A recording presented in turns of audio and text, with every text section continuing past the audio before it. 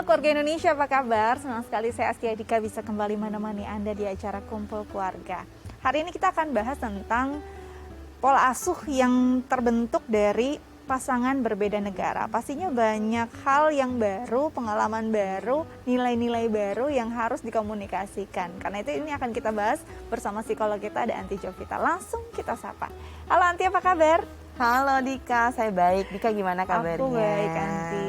Hari ini kita akan bahas tentang pola asuh lintas negara nih. Kadang-kadang kita kan nggak tahu jodoh kita tuh berasal dari etnis apa, negara mana gitu ya, Anti. Ya saat kita memang punya jodoh yang punya budaya berbeda, bahkan negara berbeda, pastinya ini jadi tantangan tersendiri.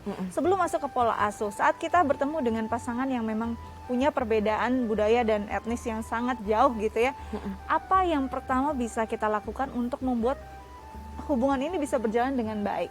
Yang harus dilakukan adalah pertama adalah tentunya kalau dari persiapan adalah kita mengenal betul mengenai siapa calon pasangan kita, terutama berkaitan dengan budayanya. Apalagi kalau misalnya kita akan pindah ke negara mereka gitu, atau ke negara sang calon kita. Nah misalnya contohnya adalah terutama yang beda benua, itu kan akan terjadi banyak sekali perbedaan ya. Nah itu perlu dipelajari dulu, jangan sampai begitu sampai sana kemudian akhirnya kaget dengan budaya yang ada dan akhirnya menimbulkan kebingungan dan akhirnya lebih banyak lagi konfliknya gitu. Yang dipersiapkan aja masih bisa konflik, apalagi yang tidak dipersiapkan.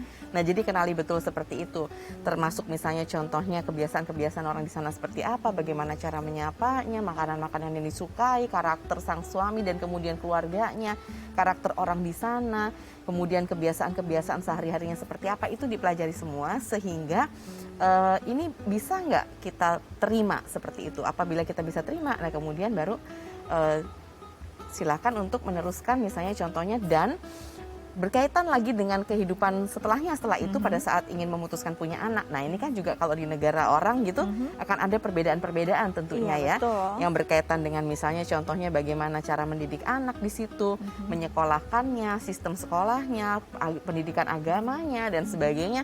Nah ini juga perlu dibicarakan terlebih dahulu. Nah saat si buah hati lahir biasanya suka apa yang sudah direncanakan bisa berbeda juga nih kondisinya. Apalagi tergantung di mana mereka akan tinggal. Biasanya budaya tempat tinggal nih bisa jadi budaya yang dominan nggak sih?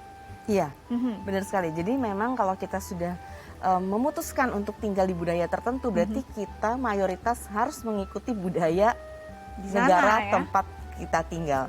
Jadi akhirnya yang budaya asal kita menjadi yang kedua gitu. Karena kita memang harus lihat bahwa kenyataannya kita tinggal di negara tersebut dan anak kita pun akan tinggal di situ kan. Jadi kita yang menyesuaikan. Oke, jadi memang di sini harus ada penahanan ego nggak sih Anti? Betul. Mengelola ego ya nggak sih? Benar sekali. Sejauh mana ini memang harus berjalan baik gitu pengelolaan ego kita terhadap kondisi ini, terhadap bentuk hubungan dan juga pola asuh beda negara. Ya. Jadi pada saat kita menikah dengan orang yang beda negara, sebetulnya toleransi kita harus ditinggikan. Toleransi ya? Toleransi harus lebih tinggikan. Artinya kalau berkaitan tadi dengan yang Dika katakan yaitu ego, berarti kita harus merendahkan fungsi ego kita supaya kita bisa terbuka untuk toleransi yang lebih lebar atau lebih besar tadi.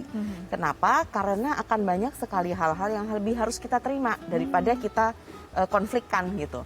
Kalau misalnya kita dengan pendapat kita, kemudian apa yang kita akui benar itu harus dibenarkan oleh orang lain, itu maka tidak akan berhasil untuk pernikahan antar agama ya, terutama kalau misalnya kita akan pindah ke negara orang lain seperti itu.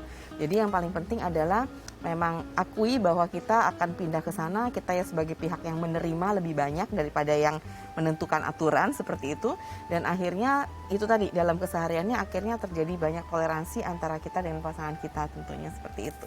Oke. Nah, nanti kalau kita lihat di sini kan hubungannya bukan hanya kalau di Indonesia sendiri hubungannya pastinya antara anak, menantu dan mertua pastinya begitu erat gitu ya.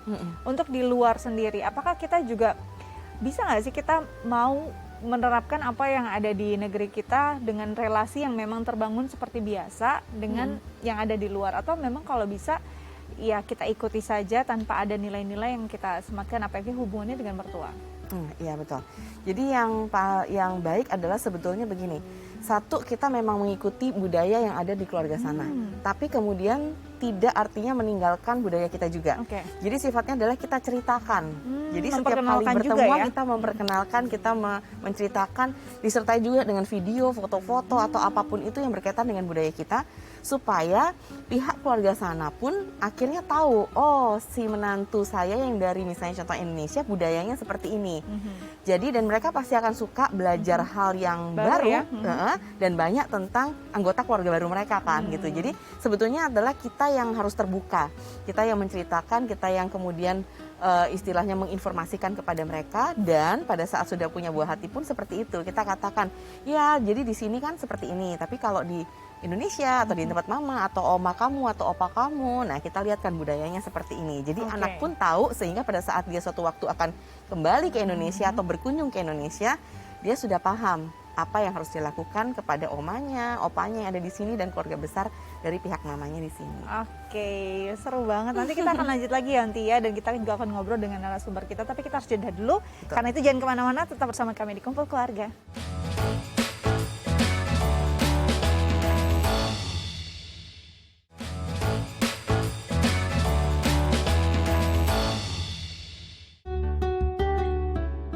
Ya, Keluarga Indonesia kembali lagi di Kumpul Keluarga, masih membahas tentang pola asuh beda negara. Nah, kali ini kita akan ngobrol dengan salah satu narasumber kita yang mungkin bisa sharing pengalamannya tentang tema kita hari ini. Langsung kita sapa, ada Ibu Yuni.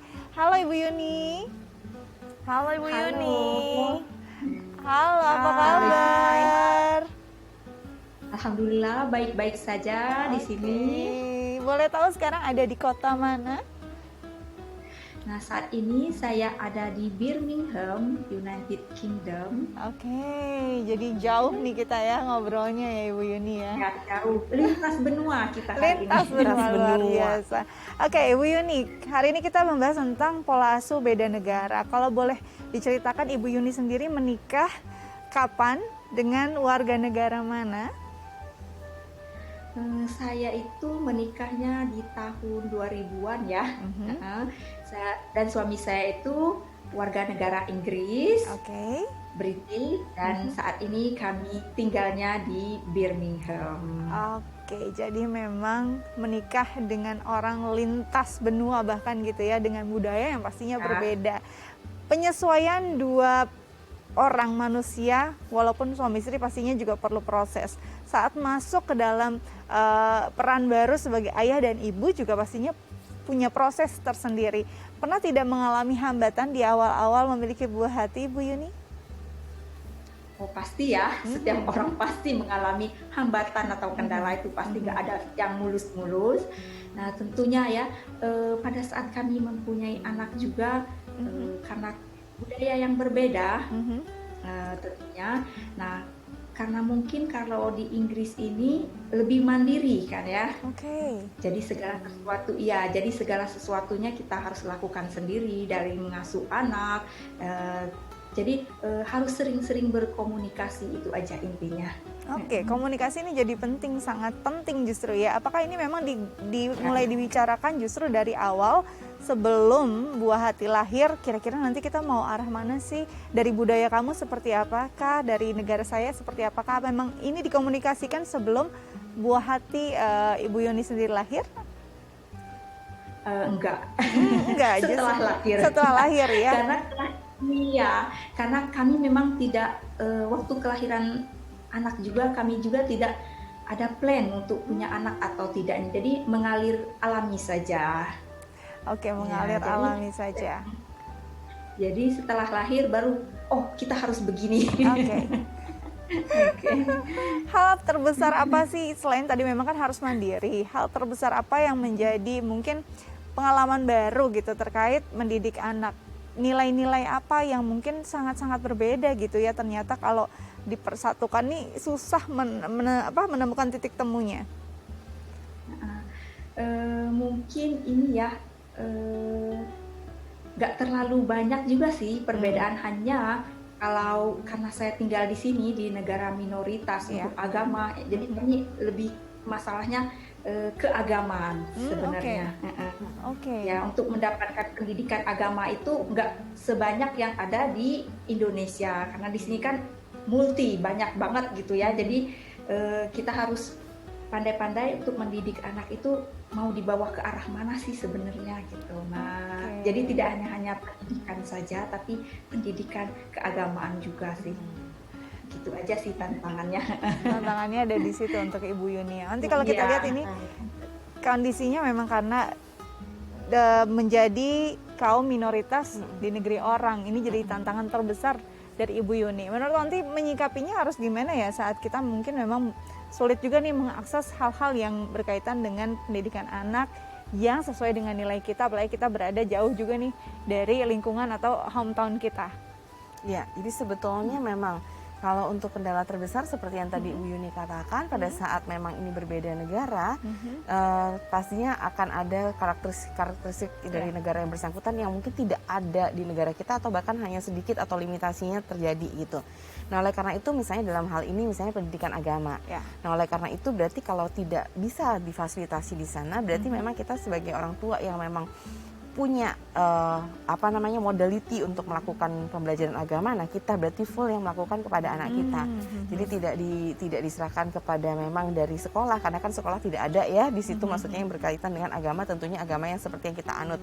Jadi kitalah adalah guru bagi si anak dalam hal melakukan pendidikan agama tersebut. Nah, kita juga bisa menggunakan referensi yang lain, misalnya contohnya menggunakan ya itu tadi misalnya YouTube ataupun Google, atau misalnya mengadakan misalnya setiap kali ada pengajian keluarga di Indonesia, nah kita ikut tuh ngesum bareng gitu. Jadi tetap terkoneksi dengan keluarga di sini yang berkaitan dengan hal-hal yang tidak kita bisa dapat di sana. Oke, baik Ibu ini kalau bicara tentang tadi agama, budaya juga pasti, budaya, bahasa ini pasti jadi satu hal yang penting juga untuk diperkenalkan pada anak. Untuk bahasa sendiri, anak Ibu Yuni sendiri sekarang si kecil bisa menguasai bahasa Indonesia juga kah, atau memang mix dua-duanya dari kecil sudah konsisten diajarkan? Untuk saat ini Dallas masih tahap belajar bahasa Indonesia, karena memang begitu dia lahir, karena dominannya karena di lingkungan keluarga berbahasa Inggris dan sekolahnya juga, Dallas juga sekolahnya sedini mungkin ya, udah umur 1 tahun udah masuk sekolah, jadi segala sesuatunya bahasa pasti dominan ke Inggris. Sementara hanya saya sendiri yang berbahasa Indonesia, jadi agak telat untuk belajar bahasa Indonesia pastinya Dallas. Tapi untuk saat ini kami terus mengajarkan Dallas ya? perlahan untuk belajar bahasa, karena penting menguasai kedua-duanya. Oke, penting. Ini sejauh mana ini berpengaruh juga untuk si anak bisa memahami bahasa ibunya nanti? Ya, jadi sebetulnya memang kalau untuk pernikahan dua negara memang penting untuk bagi si anak dibekali dua bahasanya. Iya, dari bahasa si ayah dan maupun si ibu, karena sebetulnya urgensinya atau pentingnya adalah pada saat mereka misalnya bergabung dengan anggota keluarga yang berasal dari negara asal ibunya atau ayahnya, mereka bisa ikut terlibat di dalamnya. Bisa blend gitu ya, bisa membaur dengan keluarga ya. Benar. Oke, nah kalau budaya-budaya yang unik biasanya ada di Indonesia, seperti cium tangan, memberi salam, ini juga diajarkankah atau memang ada kesulitan tertentu karena memang di sekelilingnya tidak demikian?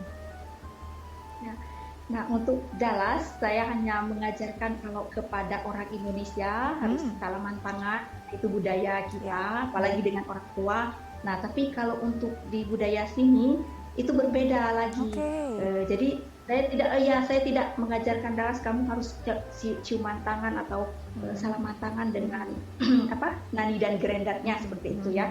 Karena bagi mereka kalau salaman tangan atau ciuman tangan itu untuk orang dewasa, bukan buat anak-anak. Jadi beda pengertian. Jangan sampai membuat dia bingung. Jadi jangan sampai membuat dia bingung. Nanti takutnya dia terapkan di sekolah kan seperti itu. Karena anak-anak itu mudah sekali untuk menyerap apa yang diajarkan oleh orang tua. Jadi karena budaya Indonesia seperti ini, bertemu orang seperti ini, budaya Barat seperti ini, kamu tidak harus melakukan seperti ini. Seperti itu sih saya mengajarkannya. Luar biasa. Tapi untungnya dia mengerti. Jadi memang ekstra juga Ibu Yuni harus mengajarkannya ya, benar-benar ekstra juga mengenalkan dua budaya ini kepada anak. Baik, Ibu Yuni, di sini ada psikolog kita, ada Anti Jovita. Mungkin ada yang ingin ditanyakan terkait tema kita hari ini, silakan. Yang saya ingin tanyakan, apa sih nanti pengaruh untuk anak dan pola pengajaran yang terbaik buat anak untuk kami sebagai orang tua yang berbeda negara, dari sedini mungkin yang harus kami terapkan untuk saat ini. Oke, apa yang harus diterapkan untuk saat ini agar jadi impact-nya terbaik gitu untuk nanti di masa depannya? Iya, betul. Jadi sebetulnya kalau berkaitan dengan apa yang terbaik buat anak, itu memang nggak pernah akan sama dari keluarga satu ke keluarga yang lain. Jadi benar-benar yang merancang, mendesain, dan juga menentukan adalah keluarga yang bersangkutan. Jadi yang terbaik bagi anak adalah memang yang sudah direncanakan bersama oleh sang ibu dan ayahnya. Nah, berkaitan dengan ini, karena berkaitan dengan perbedaan negara, nah jadi yang memang terbaik dilakukan di dalam keluarga yang memang memiliki pasangan beda negara adalah yang pertama tadi sudah dikatakan sebelumnya sama Bu Yuni, adalah harus ada yang namanya kesepakatan terlebih dahulu. Karena kan ada dua budaya yang berbeda, dua aturan yang berbeda, dua prinsip yang berbeda. Maka sepakat dulu yang mana yang mau diterapkan seperti itu. Dan misalnya tadi saya senang sekali mendengar dari Bu Yuni bahwa saat mengajarkan misalnya menghormati orang tua ataupun dengan cara memberi salam dengan cium tangan dan sebagainya, Bu Yuni mengatakan bahwa ini hanya digunakan pada orang Indonesia saja. Kalau orang sini jangan seperti itu. Nah, sehingga anak-anak yang memang memiliki keluarga yang ayah dan ibunya berasal dari dua negara yang berbeda itu punya suatu kelebihan dibandingkan anak lain, yaitu dia punya kemampuan untuk bisa beradaptasi dan memilah-milah pada saat dia bertemu dengan orang yang seperti ini dia harus seperti apa, pada saat bertemu dengan orang yang berbeda harus seperti apa. Jadi dia punya kemampuan pengkategorisasian dan fleksibilitas yang juga lebih dalam hal ini. Nah, jadi yang pertama tadi kesepakatan, kemudian yang kedua adalah toleransi. Karena nggak jarang pasti akan ada ya misalnya konflik atau walaupun dikit-dikit lah ya konflik, dan itu sangat diperlukan adanya toleransi. Yang mana yang harus ngalah, yang mana yang oke, untuk hal ini berarti yang dipakai adalah sang ayah misalnya, karena anak saya anak tinggal di negara ini misalnya. Tapi pada saat nanti pulang ke Indonesia, nah maka yang lebih dominan diajarkan di situ adalah budaya Indonesia misalnya seperti itu atau apapun itu. Jadi kesepakatan, toleransi, dan yang ketiga adalah konsistensi. Ya, konsisten jadi harus. Konsisten harus. Jadi kalau sudah membuat suatu aturan ataupun prinsip yang memang kita akan ajarkan kepada anak, termasuk nilai-nilai luhur, budi pekerti dan sebagainya, itu dilakukan secara konsisten sehingga anak itu nggak bingung dan itu akan menjadi juga bagian dari dirinya dan ini akan diterapkan sama dia ke kemudian harinya. Oke, kira-kira seperti itu. Jadi kesepakatan, ada flexibility juga, toleransi juga harus konsisten. Betul. Kira-kira itu mungkin bisa diterapkan, semoga berguna untuk keluarga di rumah ya Ibu Yuni ya. Terima kasih. Terima kasih sama-sama, Bu banyak. Yuni. Tetap jaga kesehatan. Sampai jumpa. Sampai jumpa. Sampai jumpa. Oke, wah kita ngobrol jauh-jauh nih lintas benua, ini makin bikin kita semangat untuk bahas tema kita hari ini. Karena itu jangan kemana-mana, tetap bersama kami di Kumpul Keluarga.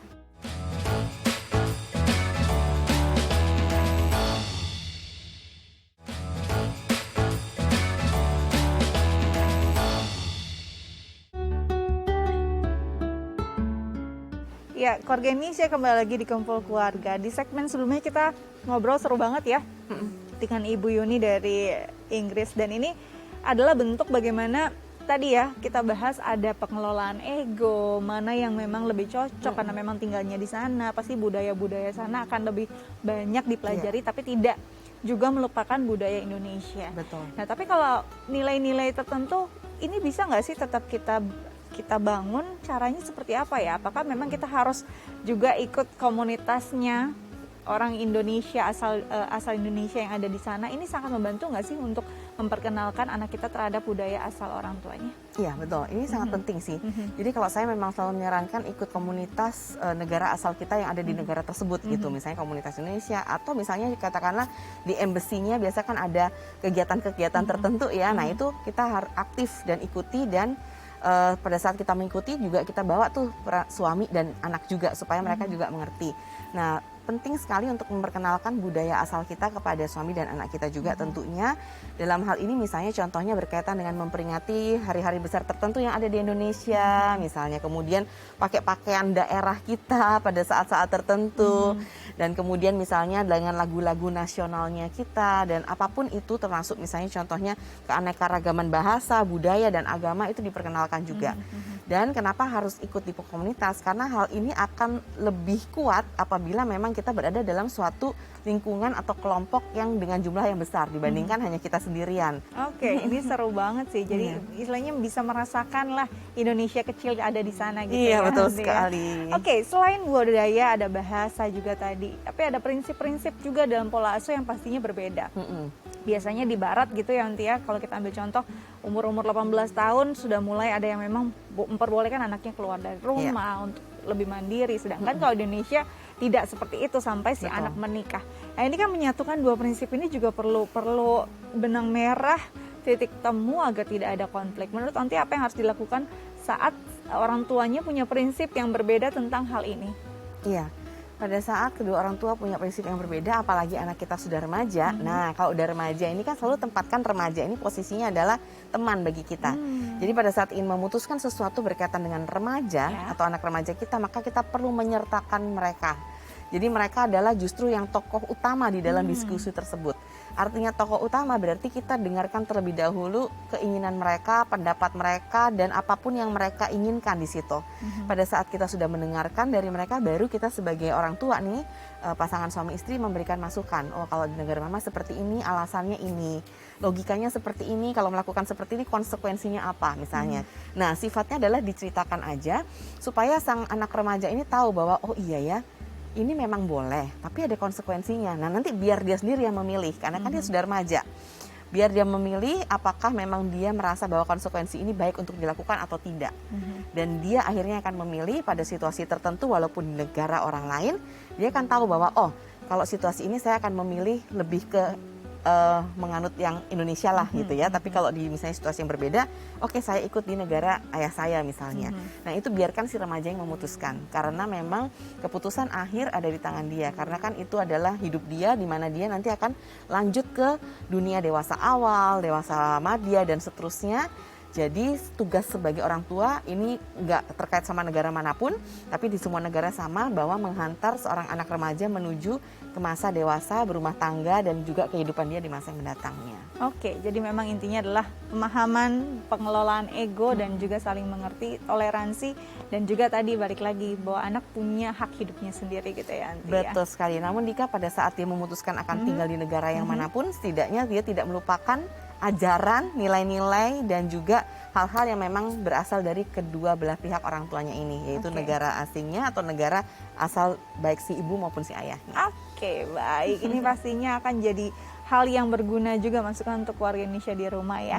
Onti, terima kasih banyak sudah berbagi bersama kami Kumpul Keluarga ya Onti ya. Tetap jaga kesehatan, biar bisa terus berbagi inspirasi untuk keluarga Indonesia di rumah. Amin, Dika juga. Baik, nah keluarga Indonesia, tips dari Onti sudah dicatat semuanya. Semoga ini sudah bisa menjawab pertanyaan selama ini kalau memang punya pengalaman atau yang hal-hal yang sama dengan tema kita hari ini. Saya Astia Dika pamit undur diri, jangan lupa untuk selalu menerapkan protokol kesehatan 5M. Sampai jumpa.